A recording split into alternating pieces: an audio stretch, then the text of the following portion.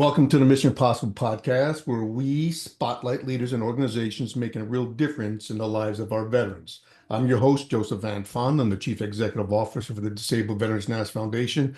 I'm a retired knuckle dragon Sergeant Major. Here at Mission Possible, we believe that all life after military service comes with its own set of challenges. But we also believe that the mission is possible with the right resources, community, and mindset. I'll hand it over to Dr. Marty Rossman, my co-host. Marty? Good morning, Sergeant Major. Good morning, Shannon.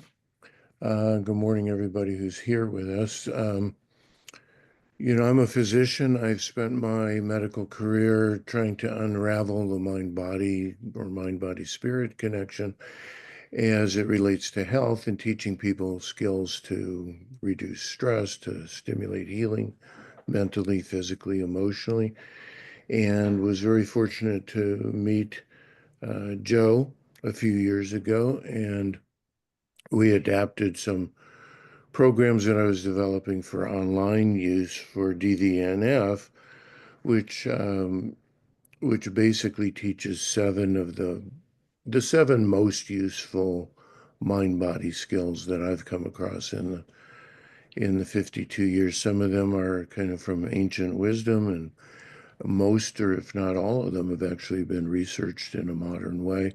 It's a free program. It's called Mission Possible. It's at the DVNF website. It's specifically for veterans and their families and first responders.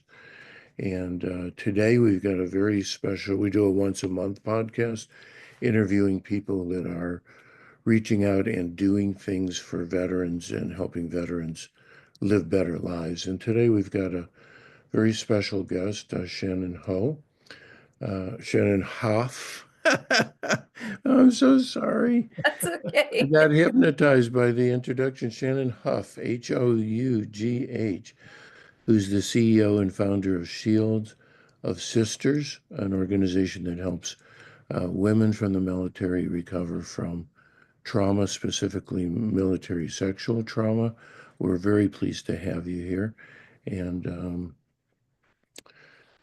we'd like to know more about what your organization is doing, what it offers, how people can support it. And welcome to our show. Wonderful. Welcome, Shannon. But before you start, Shannon, so I did some research, of course. The Disabled Veterans National Foundation, we used to, and we still do, we support other nonprofit organizations that are like-minded, through our Compatibility Grant Program. And we funded a few organizations out there that support MST, mentorship and so forth. But I did some research, and I think it was in 2018, there's 20,500 service members were sexually assaulted and raped. 13,000 were women, 7,500 men. 2019, 75% of the people who experience MST report suicide ideations, negative attributes that lead into that, alcoholism and so forth, which we'll talk a little bit more about as well. And a lot of so the chain of command, so 1 in 4 women are saying that they're assaulted by somebody within their chain of command. 1 in 4 women. And 1 in 3 men said they were assaulted by someone in their chain of command. So that's pretty interesting stats in terms of that. And as a Sergeant Major in the Marine Corps, I can understand that. And we'll talk a little bit more about that as well. 77% of retaliation reports allege that relationships, they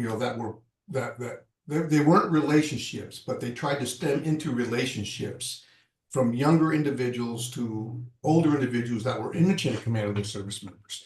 And I have some interesting stats I want to talk to you about young females being pregnant within the first year of service. That's interesting right there. And they don't know who the baby daddy is or the father is. That's interesting right there. Because it's always something to do with the chain of command.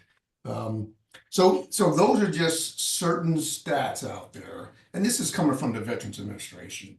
And 40% of women homeless veterans have faced military sexual trauma as well. And that's some of the statistics. And we can go all day in terms of that. So just laying the field right here, just see the landmines, and this is just from 18, 19, 20. And I know that the VA is about 18 months behind in their stats and their reporting and so forth. But, welcome, Shannon, to this episode. And we definitely love we want to hear about your experience in the military service and sadly what happened to you and how your resiliency broke through that and you created your nonprofit called Shields of Sisters. So here you are. Thank you so much, Joseph and Marty. It's an honor to be here. Shield of Sisters is a passion project for me.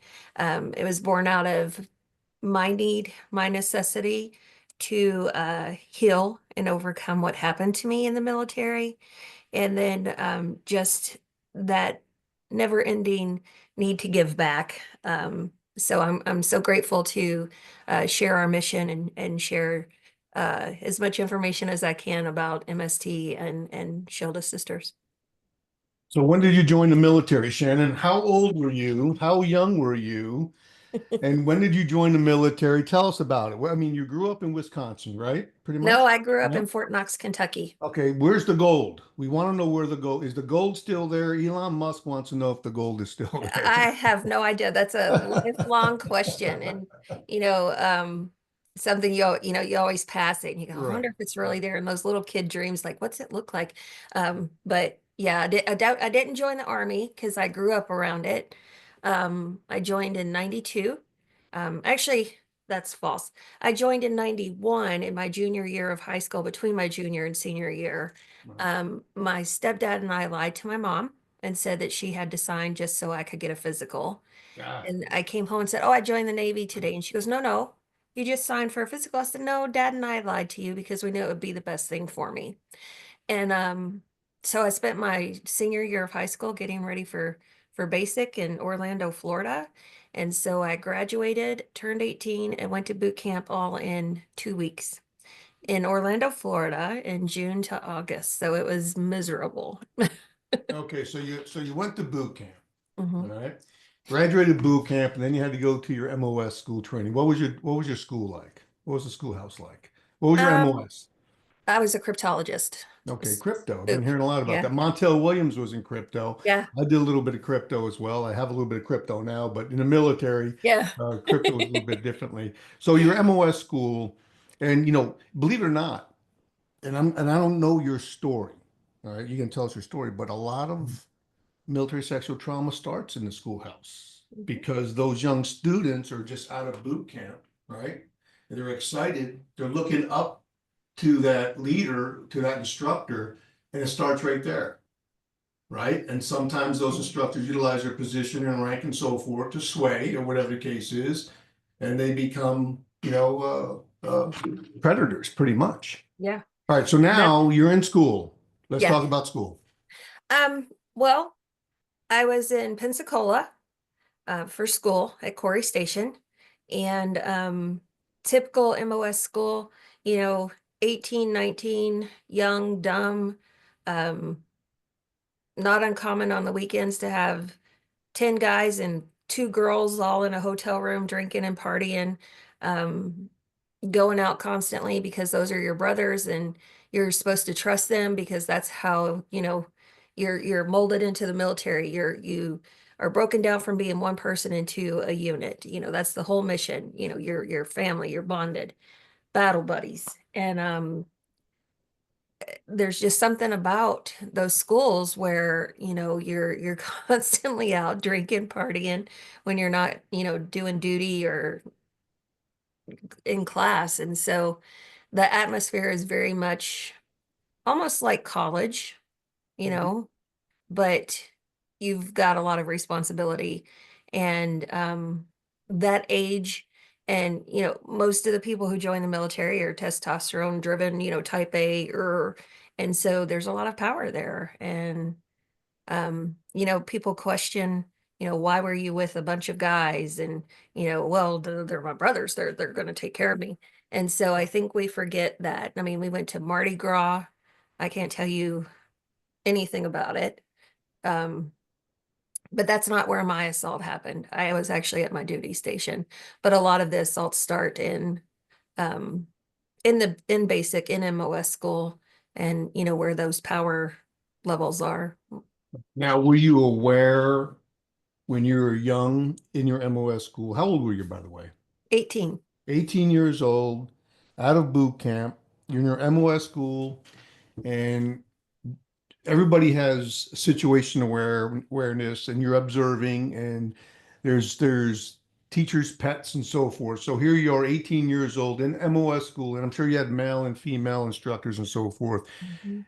not knowing what you're getting into in terms of the big playing field of being in the military, the fleet, if we call it. Once you leave your schoolhouse, you go to the fleet. Did you see and observe relationships or Probably, but wasn't like paying attention to him. I right, was off doing my own thing, being right, 18 out of the house, dating all the time, doing all the things. right. Um, if it was there, I wasn't aware because I was just oblivious and so naive. But as you went through the fleet and you had your experiences and so forth, I think that widened your peripheral, like, holy smokes, Oh it's been yeah. going on when I was in the schoolhouse or even in boot camp, or now I'm in the fleet and it's happening to me. Hmm. So talk to us about you graduated MOS school, you get to your first unit, and this tell us what happened, what's going on. Well, I was in a submarine unit, so you can imagine the quota of male to female there. Um, Where was I was that located? I was up in Groton, or was that Norfolk. I okay? was at Comsublant the whole time. Um, and you have the naval base down the road, and there's thousands and thousands of sailors and Marines. My barracks, actually, the top two floors were female sailors, and the bottom floor was Marines. And just going to work every day, being an E1, being harassed by the old salts. Um, I was always told I had to be in skirts and heels for everything. Everybody else was wearing dungarees. Um, there was a lot of harassment and hazing, and in my mind it was just what happened. I'm a young stupid girl, things are constantly going on, smacks on the butt. And it was crazy because tailhook happened while I was in boot camp, so there was constant sexual harassment training, but it didn't really work. you know you can't Knee jerk put. reaction. It's always, Yeah, it's knee jerk reaction. typical too, like Absolutely. this happened, so we're going to go way over here, and what we should have done is like this, and like really work through what the problem was, but that's neither here nor there. um my assault actually wasn't in my command, wasn't in my unit. um he was a military police officer. I walked from the barracks to work every day, and he would stop and talk to me and finally ask me out. And I was like, yeah, I'll go out.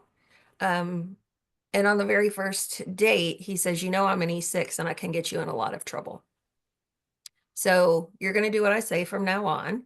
And I was like, oh my God, because, they constantly made you scared of going to the fleet chip and paint over the side of the boat, especially with the clearance level I had. I had a TSSCI.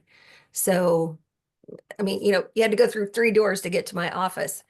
Um, and so the dates continued, and like on the third or fourth date, he started pressuring me to have sex with him. I'll get you in trouble, you'll lose your clearance, I'll go to your command, you're, this. And this went on for, oh, 4 or 5 months. And I was just a mess. Like I'd go to work, I'd be late. I was gaining weight. I was drinking. I was doing everything I shouldn't do, wasn't allowed to do, but I was miserable and scared, and nobody questioned it. So finally on the last time that this happened, my roommate actually walked in, and guys weren't allowed on the second and third floor, but he was an MP. And she went and got the chief of police, who she just so happened to be dating. They weren't fraternizing, they were equal rank. And they came and got me, and they put him in handcuffs. And I'm like, I didn't understand why. And they immediately took me to the hospital, and they had a counselor there. They had my chief there, and they told me that he was only on our installation because he had HIV. And so, growing up in the 80s, HIV was a death sentence. And 30 years later, I'm still perfectly healthy, never contracted HIV, but it was so life altering for me. And then, my command kept telling me, you can't go to counseling, you can't do this, you can't do that. So I basically self-destructed. I was drinking, I was doing everything I could to um, get kicked out, to get help. And it wasn't working. They didn't care. And he got 6 months in the brig because apparently he was also married. And so he didn't go to the brig for what he did. He went to the brig because he had an affair because he was married. And under the UCMJ, you can't do that. So the interaction with him, first, you didn't know he was married. Second, hey, you want to go out? Yeah, I want to go out. You're no vehicle, 18 years old, it's a way off the base. Let's go to a pub. Everybody's drinking.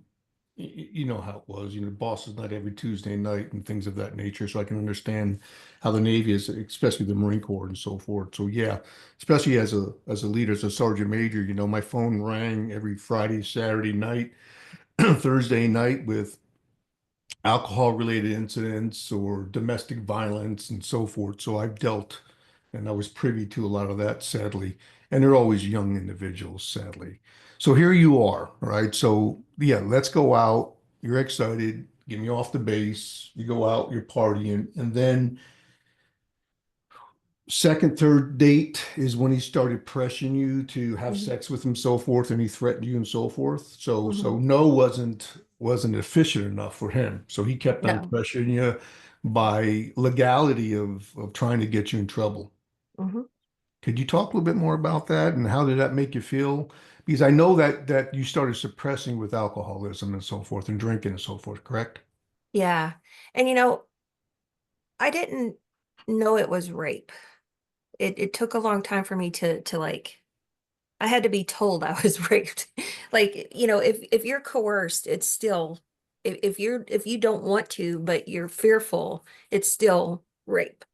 And between the harassment and the pressure and the coercion and the fear and um, you just do what you can to get through every day, and you start resenting everything and feel dirty. And I mean, I can't tell you how dirty I felt for a long time. And I quit going out, quit doing a lot of things, and would just show up for duty and um barely do my job, which was not cool. I was just not a well put together sailor.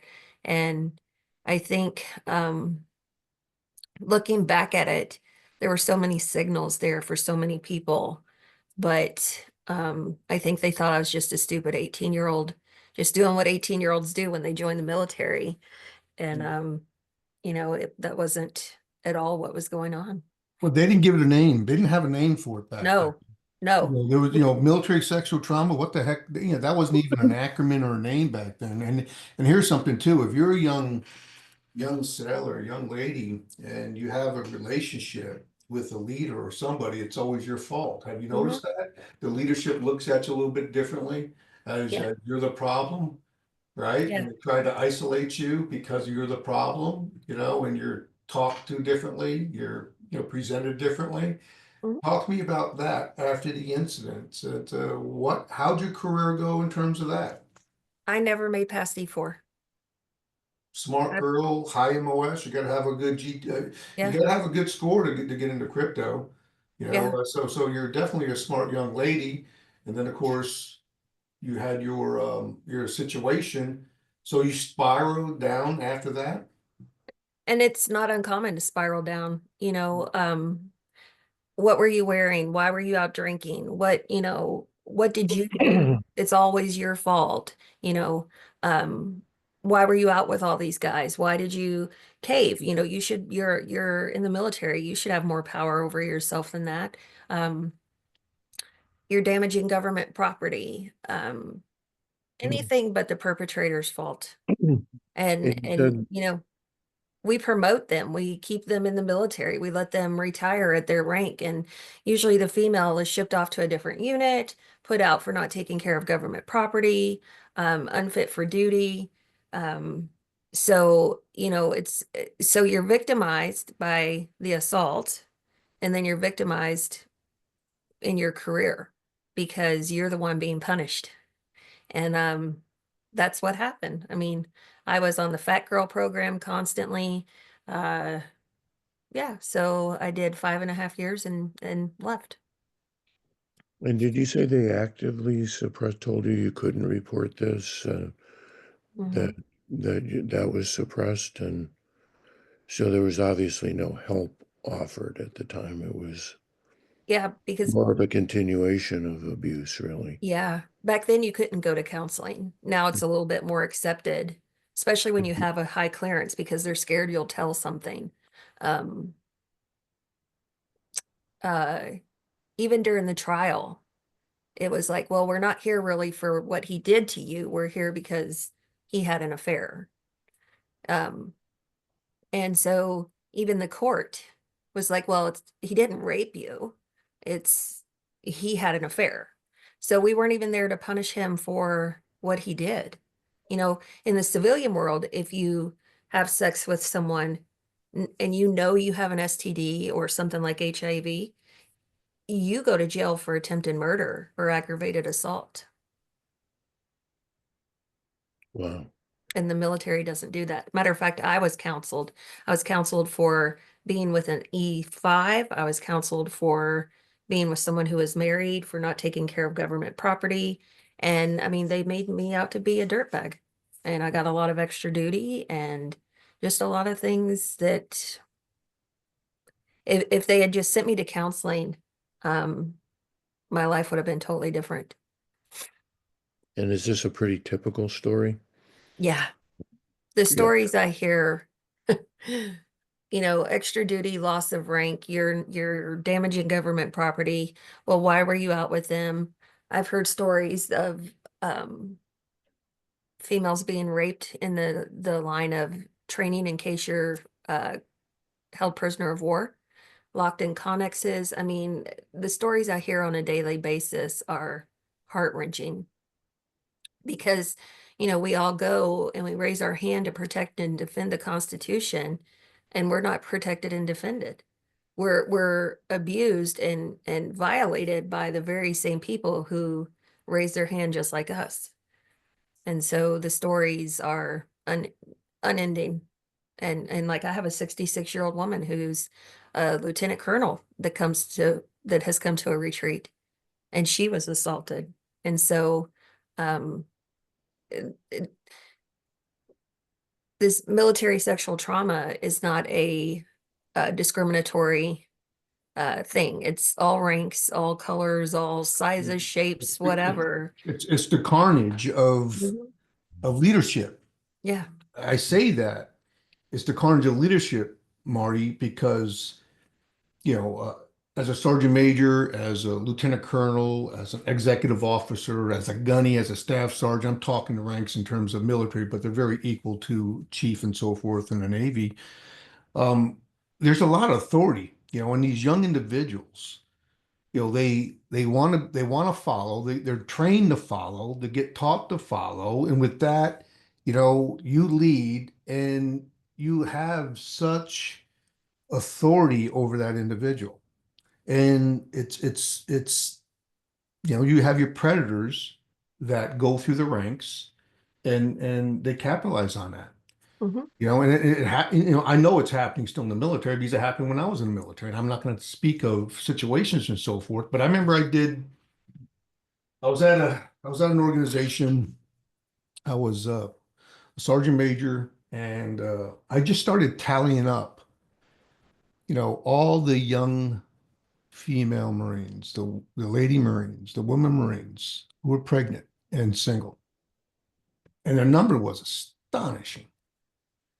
And, they come in for counseling and so forth. I want to make sure that, they go to Navy relief and they get the baby basket, to go to baby boot camp we set them up to, just all those positive things and resources that, leaders are supposed to make sure that they're there for that young individual that's pregnant, and then of course, making sure that they see the doc and they're getting their treatments and they get on a certain light duty when they reach a certain semester, trimester and so forth. And I was just wondering why we have so many young pregnant women in the military and they're single.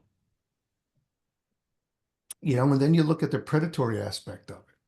Who's in the leadership? What platoon is she in? What company is she in? What's the leaders looking like? So I'm that guy that I started analyzing leaders and looking at the relationships and I knew there was a problem.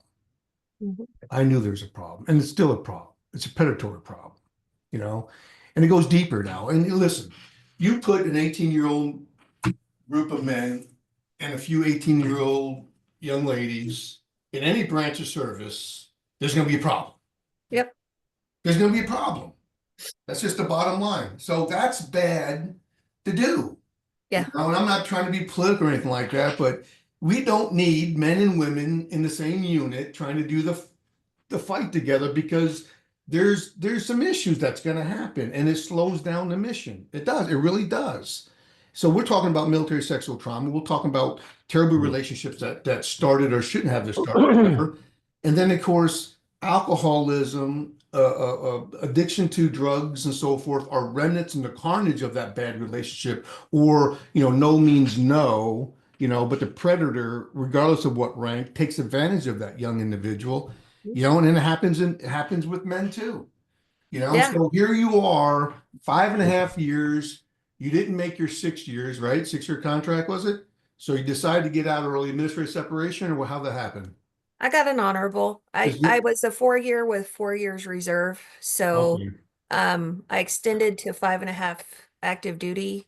right. Um, So how many years in, Shannon, Oh, did all this happen? 2 years, 3 years in? one, Okay, this is your right. first year in, and you're an two? one. You're an E1, you're private, but you make it through all this turbulence to E4. That's a big deal, believe it or not, just for 4 years making an E4, especially in the Navy. The Navy has probably the hardest grading system in terms of Mhm. promotions against any branch of service. That's a fact. Because I have many chiefs that are good friends of mine. We talk about that. And so here you are after that incident, brand new. So they label you. Boom. They probably labeled you, you broke up a family, you're the blame, and now you're carrying this carnage. And then the alcoholism, drinking, partying just escalates even more. So when you got out of the military, let's take it from there. What happened? Went back home to Fort Knox. And there's no gold at Fort Knox. We Not to my knowledge. not to your knowledge. Not to my knowledge. Went back home to Fort Knox. Went back to the church I grew up in, and met a guy. Happened to be a captain in the Army, which I swore I'd never do, and married him. And we've been married 27 years this year. But on the outside, I looked really good. I was going to college. I was the officer's wife. Eventually became a mayor. I've been a city administrator. I've got 2 master's degrees. I had it all together on the outside. But the inside was still a mess. Um, Here we are, you know, major, lieutenant colonel, and I'm spending us into oblivion because spending money is the serotonin fixer, it gives you a boost. Drinking, you name it. I never got into drugs, but 3 suicide attempts, failed each time. All right, let's talk about the 3 suicide attempts. The first one, because Marty's interested in this as well. All right, so what happened the first time? The first time always stands out. What happened the first time to get you to that edge, if you don't mind me asking, Shannon? Trying to think back. I mean, you're educated, you're a smart young lady, you married a wonderful individual, you're in a marriage, you probably have some children at the time, Mhm. probably, right? hmm So what put you to that edge? Do you remember? We were in Fort Jackson, and he found a bunch of bills, and I panicked and thought he would leave me and that I would just be more of a failure. And so I took a huge handful of my thyroid pills and swallowed them. and called him while he was at his office and said, "This is real. I just took a bunch of medicine and I don't want to be here anymore." And my son was sitting right beside me. I think he was 6 at the time. And he's like, "Mommy, what's wrong, mommy? What's wrong?" And I made myself throw up. And my husband had the wherewithal to call the ambulance while he was on his way back to the house. And just remember all the stuff they pumped in my stomach to keep me from dying. But the biggest thing was, the mommy, what's wrong? Mommy, what's wrong? Um, that kind of jolted me. And I realized, no, this isn't what I should be doing. And went to a lot of counseling after that. Was Then that there's when a you second. started to turn it around? No. When, what was your sort of bottom, and what happened inside you or to you? Or what did you reach out from? Because you built it sounds like a successful life around this internal chaos, and Mhm. obviously depressed and terrible the whole time, becoming a mayor and a mother and a officer's wife, and everybody looking and saying, she's got a good life going on. Yeah, Can I you was tell good at. a bit about what was the turning point, and what helped you from there and coming out of there? Um, well, I was good for a while, and then I had 2 more attempts. Um, but then I was working for a congressman, and I had 4 female service members come to me needing help with their MST claims. I'm like, "What's this MST thing?" You know? And I started researching it. I'm like, "Oh my God, that's me." You know? And I just every time I would read their files and, like, work with them and talk with them to help them, I would just start shaking and freaking out. And so I went to my boss, the chief of staff, and I was like, "There's something wrong here. I think I finally understand what's wrong with me." I said, "I'm pretty sure that what happened to me in the Navy was rape." And she's like, "Well, what are you going to do about, like, I'll take the cases from you." I said, "No, no, no, I need this." And so I reached out to the VA, which up until then, I never really considered myself a veteran. I didn't want to be associated with the service. I was the military wife. Um, but I started getting help, and creating Shield of Sisters was my turning point. I haven't felt suicidal in 3 years. Um, I've been, I don't drink. I've been doing a lot of things to heal. And I feel like I'm finally on that path that's so good that even on the bad days, even the days I tell my story or hear someone else's story, I've just found ways to visualize other things and not get to that point again. Could you talk a little bit about that? Because um, so it sounds like the turning point was realizing that it was rape. Hmm. And I'm guessing here, but I would guess that goes along with it wasn't my fault. Yeah, There was a liberation there that yeah. was done to me, um, and an owning of that in a way. And then could you talk a little bit about the visualization or some of the tools that you've picked up since turning it around, and it sounds like deciding I'm going to Hmm. heal from this and I'm going to uh, address what happened. What are the tools that help you the most? Well, at our retreats, we do what we call restoration. They're restoration retreats. Um, and the person who wrote it, I had known him um, from a previous nonprofit I worked for. And he was actually the first person really outside of counselors that I told what happened to me. And I said, "I want to start a nonprofit." And he said, "I have something for you." And he gave me this program, but first he put me through it. And one of the things we do is we write a letter to our great great grandmother about our story, just the dirty, all the details, and we seal it in an envelope. and we put it on a bowling ball and carry it around. And, when you're trying to go to the bathroom and you're carrying a bowling ball around, it's kind of difficult. And so it kind of signifies that trauma, the weight of the trauma that you carry every day, and how much easier it is to set it down and get things done than have it in your hand all the time, And, one of the things about sexual assault is it's never going to go away. You're never going to heal, but there's things you can do to make life so much better and to actually thrive. And so we do some of the visualizations we do, like if I'm in a bar and there's a lot of military people, I get very, like, I start tensing up and shaking. And so I like visualize a cabin in the woods and a fire and someone there's with me and they're calming me down and we're having a glass of wine or we're talking or, and so I just put myself out of that situation until I can get out of there and I find myself calming down. But the biggest thing for me was that weight of the trauma. It's so much easier to know it's there, but just say, you know what, you're not going to bug me today. I've got things to do and I'm not going to carry you around.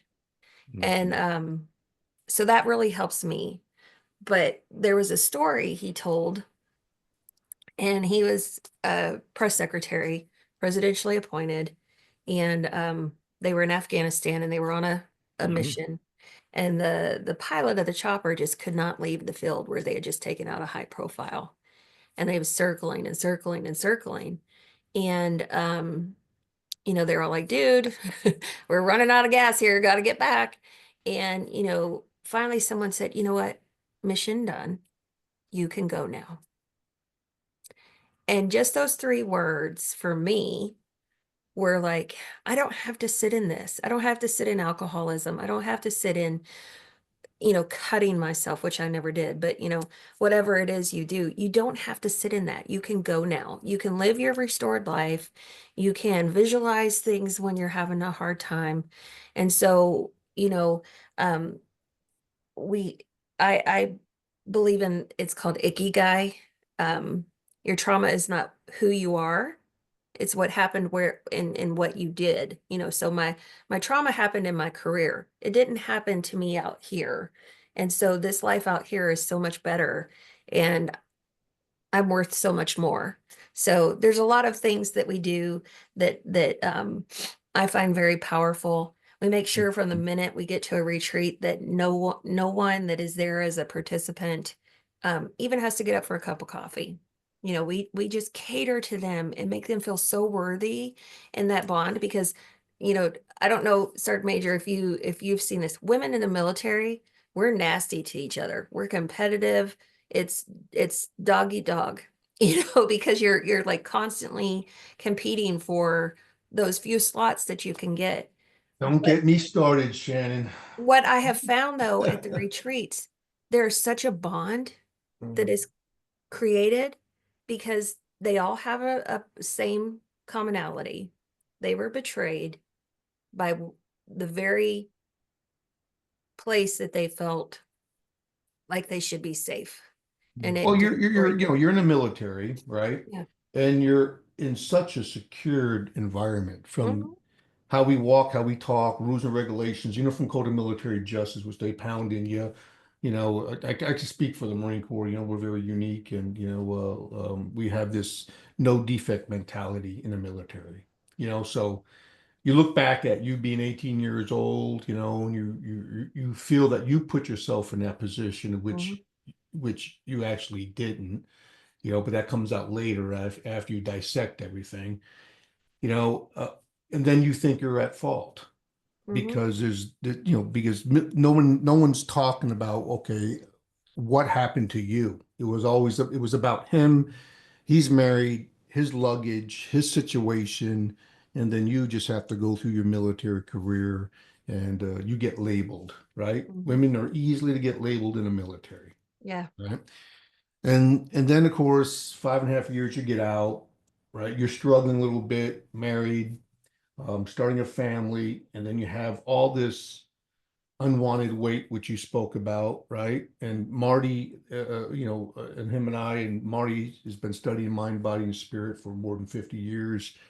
And through our Mission Possible program that we have on our website, there's a tutorial where you can weed your mental garden, why hold on to things that you can't control and so forth. So it's very similar. So I think that program will be phenomenal for you and your organization. It's free, and you can download the app for your team and so forth. And you're going to see Marty's wonderful face right there. And he's going to speak about all his class and so forth. Marty, talk to us about that toolbox, Mission Impossible toolbox, and how it could be beneficial towards Shields of Sisters.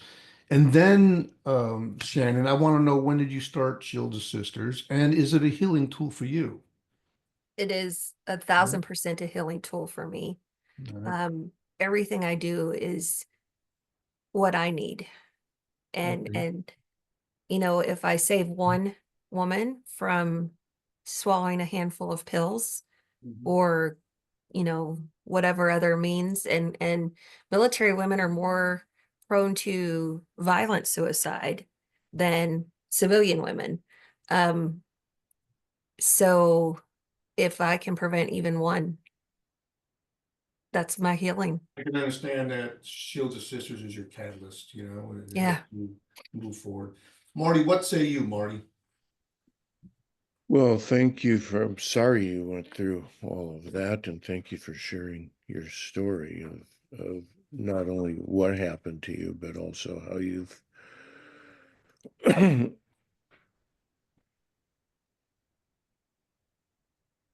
how you turned around and how you have incorporated and learning new ways of seeing things. Perspective is one of the things Mhm. we address in Mission Possible. It's actually, I think, the first step. We teach people how to step back and observe themselves, and so that we're not our fear, we're not our self-loathing, we're not our anger, we're not our pain, we're not, that there's a place that you can observe yourself having that. And in a sense, it's kind of like a symbolic, there are some symbolic similarities to your bowling ball. But I love the bowling ball technique. I mean, you're actually carrying the bowling ball. It makes it a lot less subtle than the imaginary bowling ball and the weight. Yes. 'Cause it makes it very concrete and it sinks in. So I really like that. There's no hazing involved, right? Not at all. You're still not doing bowling balls, are you, Shannon? No, we've changed to a little bit lighter because of ADA issues, but no, Gotcha. I mean, Yeah, one, it's a I was great. tired of carting them around. So Right. to get to the retreats. Take them bowling for a couple, and metaphorically. Go ahead there, Dr. Marty Rossman. Well, it makes it very it makes it very concrete. Mhm. Yeah. Puts it outside yourself, and so it changes the relationship that you have with it. Where before you don't have a relationship with it, you feel like that's who you are, Mhm. and that's all you are. So there are some similarities there. We teach people deep relaxation techniques and breathing techniques and muscle Mhm. relaxation. We teach them to go to that healing place, safe place, how to create that and how to go there.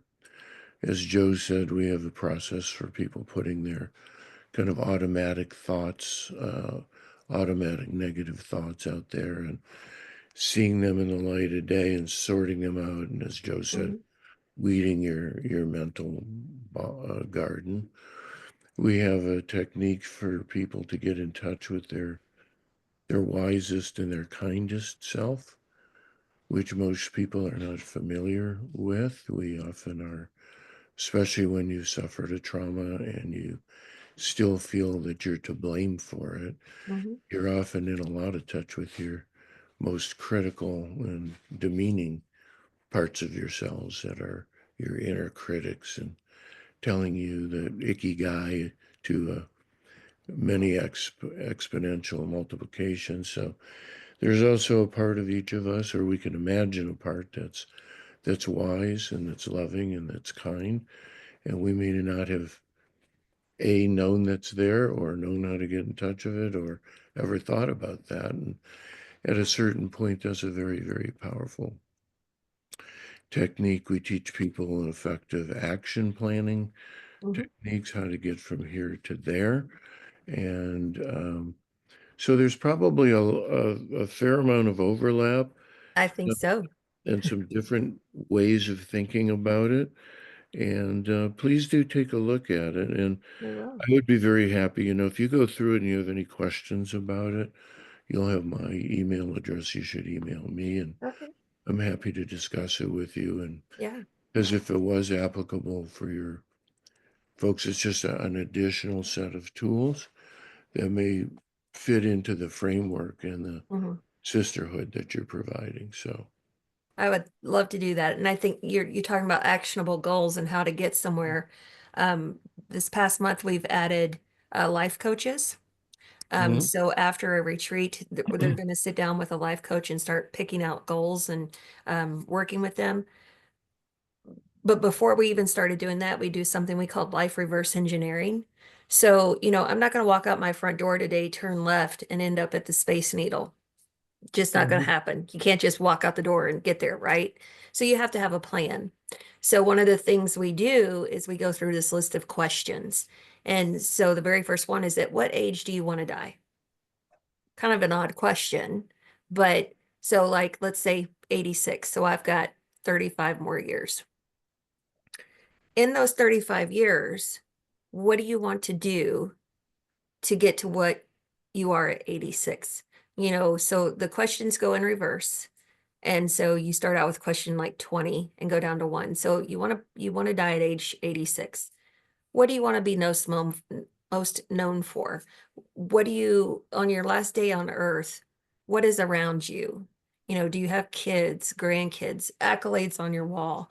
And so it's a really different process of looking at um, reaching goals and how you can set those. So yeah, it's an actionable goals just like you talked about, but we just kind of reverse it and say, okay, you want to get here, you're here. How do you get here?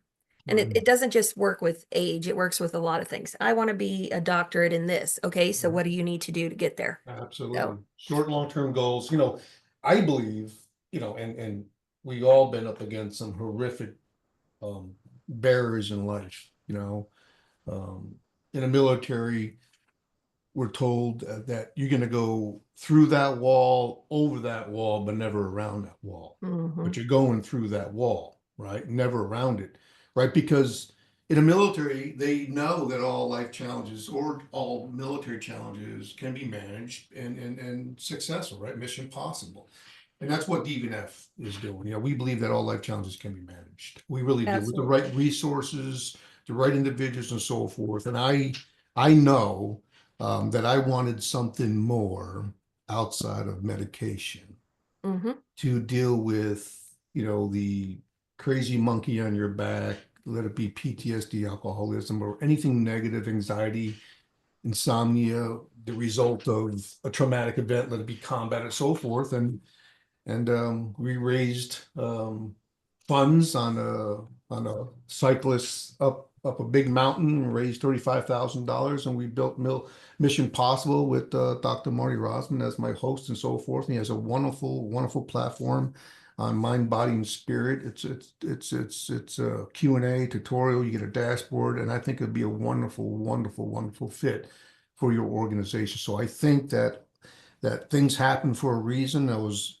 wonderful to see your application and so forth. And I'm excited to recognize Shields of Sisters and all the hard work. And sadly, most great nonprofits, I believe that you have an opportunity to have a great nonprofit ahead of you. There's no doubt there. I think you got a wonderful mission, a mission that is much needed. And sadly, there's not too many in your space. All right. So, and I know that you're being more national in terms of that. All right. So, and it's a PTSD. Hmm. Wouldn't you say that, Dr. Marty Rossman, a post-traumatic stress of a tragedy that happened? Well, I'm sure there's quite a bit of PTSD Hmm. involved with it. I don't know that everybody's got PTSD. There's plenty of other wounds and difficulties and challenges, whether you have PTSD or not. But I'm sure PTSD is rampant in that kind of situation, no doubt about it. And one of the problems with that is when you go to the VA, you know, they do all kinds of counseling on PTSD, but combat PTSD and PTSD because of sexual assault are two very different things. You know, we Tell me, have an invisible injury most of the time, whereas a lot of combat veterans have physical injuries, including the moral injuries and the invisible injuries. Absolutely. Mm-hmm. Absolutely. Yeah.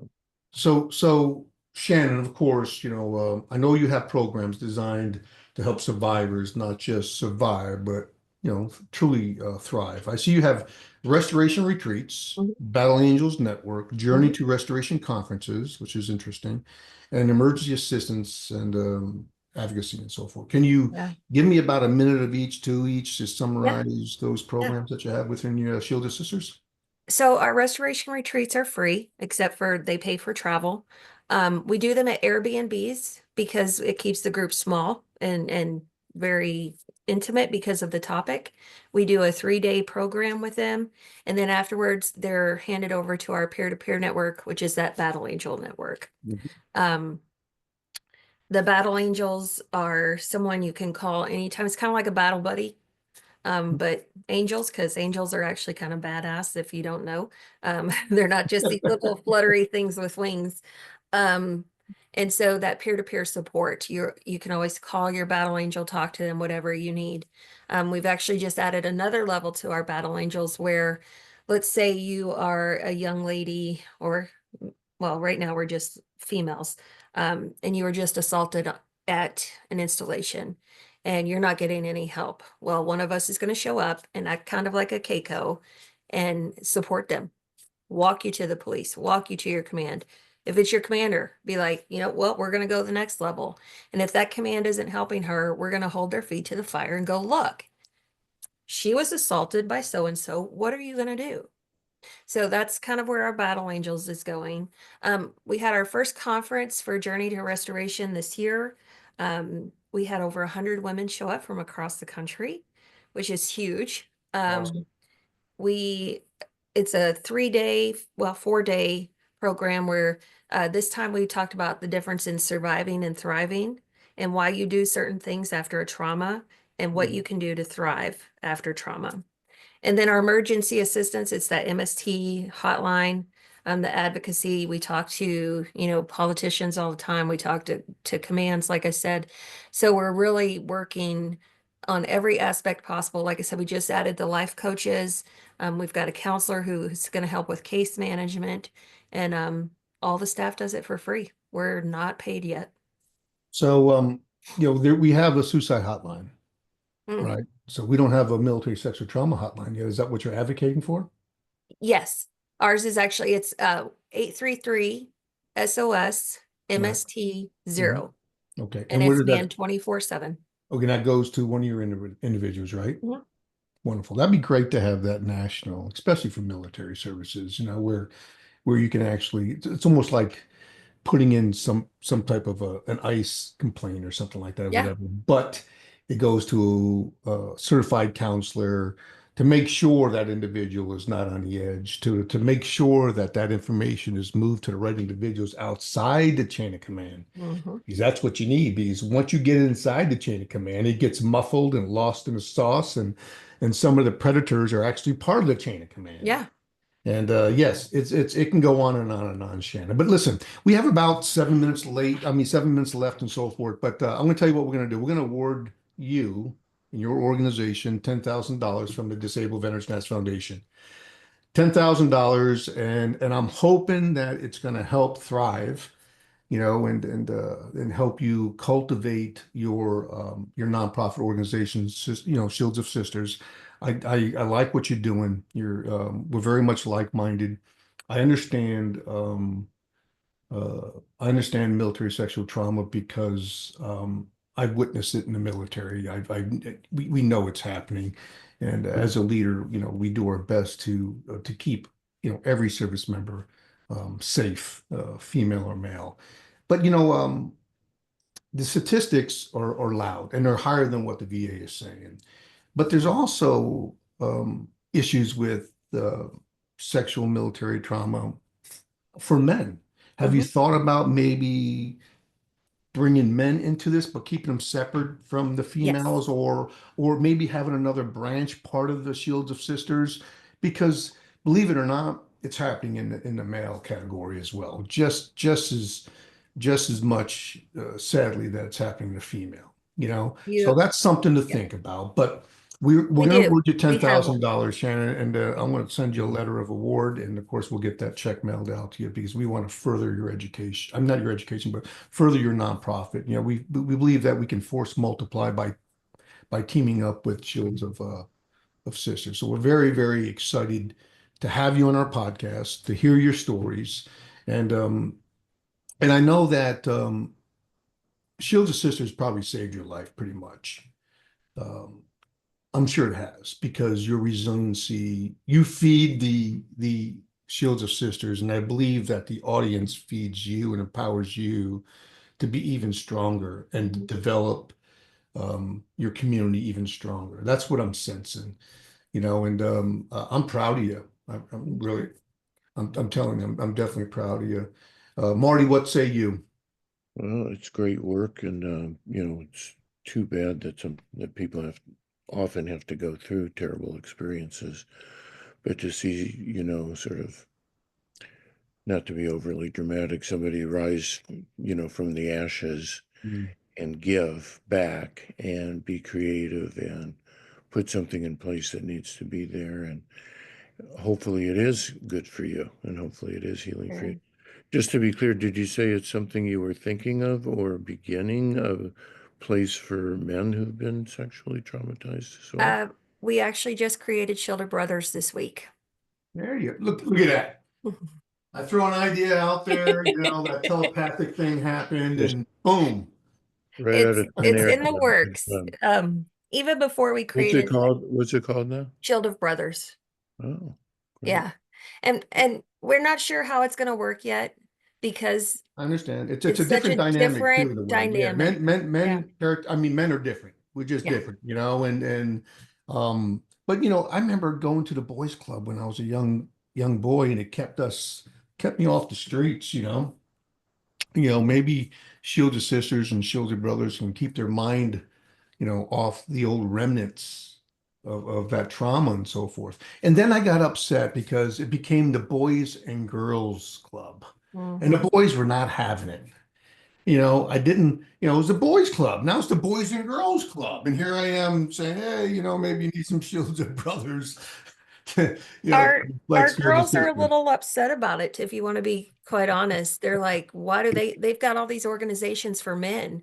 And I'm like, okay, let's take the gender out of it and realize they're survivors too. Absolutely. And their assaults are way different than female. And so they're like, well, you can Absolutely. create it, but they can't have you. So They're, they're a when little you, protective of Oh, yeah. me. You said, well, it's absolutely. wonderful work, Shannon, and we're Thank you. so glad to have you. Thank you for being Thank with you. us. It's been a pleasure. Joe And is to our listeners, remember, after military service, the mission doesn't end. At Disabled Veterans Nest Foundation, we believe that all life challenges can be managed, and this mission is possible. Thank you, Shannon, and I'm hoping that I can have you back on again. I'm hoping that we can be an annual donor of Yeah. $10,000 to help continue your mission. And you have my phone number, you have my link, you have my email, you know who we are.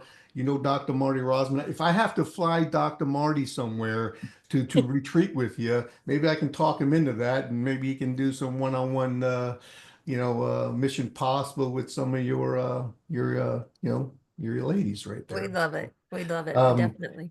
For your resiliency that drives Shields of Sisters and serving our sister veterans, and to all our listeners, thank you again. I'm telling you, you have a wonderful nonprofit. I like where you're going with this. The problem's bigger than what everybody thinks about it. It may not be the topic of the news today, but it's a hidden article that's written every day, sadly.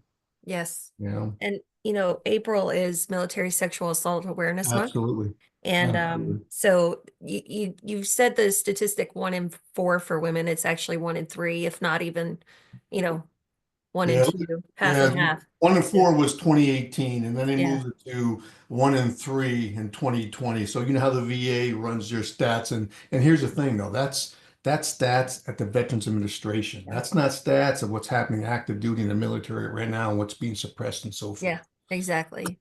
And you know, and this is to our listeners. And if you're an organization, a veteran-owned business serving our veterans in your community, we'd love to hear from you. You can be a guest on our Mission Possible. You go to Mission Possible podcast at www.dvnf.org, put an application, and you can be awarded up to $25,000 if you're a like-minded organization serving our veterans and making an impact. Shannon, it's wonderful to have you, Dr. Marty Rossman. Always a pleasure, my brother. Joseph. Wonderful host. I'm the gas and he's the brake. He slows me down a little bit, but and it's wonderful having you, Shannon. And we'll get that check out to you as soon as we can. And keep Awesome. on smiling and keep that resiliency strong and Semper Fidelis. Thank you all. You have a wonderful, wonderful Thanks day. again. You too.